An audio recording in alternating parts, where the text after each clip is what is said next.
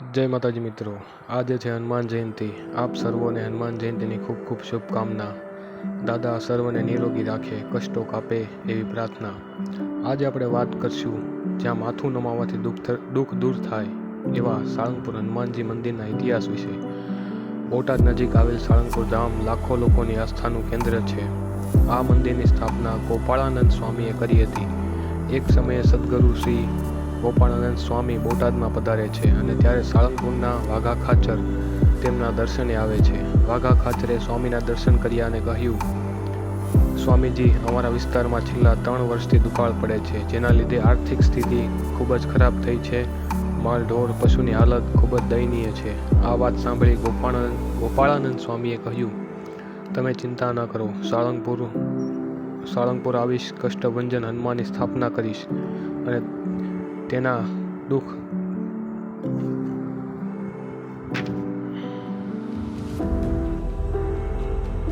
આ કષ્ટભંજન દેવ તમારા દુઃખો હશે। ગોપાળાનંદ સ્વામીએ પોતે દોરેલી મૂર્તિને ત્યાંના શિલ્પકાર કાનજીને આપી અને કહ્યું, આ પથ્થરમાંથી મૂર્તિ બનાવો અને સાથે સાથે સાળંગપુરમાં મંદિર બનાવવાની શરૂઆત થઈ।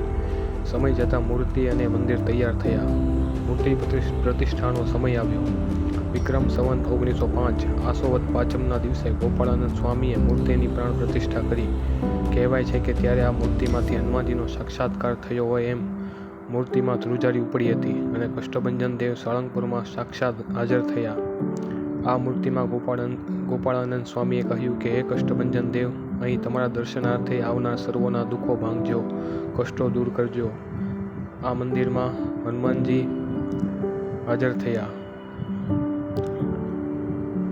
કહેવાય છે કે આ મૂર્તિ 170 વર્ષથી પણ વધારે જૂની છે। આવી મૂર્તિ આજ સુધી બીજે ક્યાંય જોવા મળી નથી। અહીંયા ભૂત પ્રેતથી છુટકારો મેળવવાની વિધિ પણ થાય છે। તેથી જ કહેવાય છે ને કષ્ટભંજન। અહીં સ્વામિનારાયણ મંદિર છે, વિશાળ અન્નક્ષેત્ર છે અને ખૂબ જ જાણીતી એવી ગૌશાળા પણ છે। અહીં અનેક ઉત્સવો ઉજવાય છે, હોળી ધૂળેટી, દિવાળી પર્વ, હનુમાન જયંતિ, મારુતિ યજ્ઞ વગેરે અહીં ઉજવાય છે અને મેડિકલ ક્ષેત્રે પણ આ મંદિરનું કામ ખૂબ જ સારું છે। એમ્બ્યુલન્સની સેવા પણ પૂરી પાડે છે। અહીંયા દાદાને નિત્ય શણગાર થાય છે। વિવિધ ફળો, ફૂલો અને વિવિધ થીમ મુજબ અહીં દાદાને શણગાર કરવામાં આવે છે। અહીંયા વિશાળ હનુમાનજીની પ્રતિમા પણ હમણાં બનાવવામાં આવી છે, જ્યાં લાઇટ એન્ડ સાઉન્ડ શો પણ ચાલુ હોય છે। અહીં હરરોજ હજારો ભક્તો આવે છે, દાદાના દર્શન કરે છે અને ધન્યતા સાથે બોલીએ ઉમેરે છે। જય કષ્ટભંજન દેવ અસ્તુ।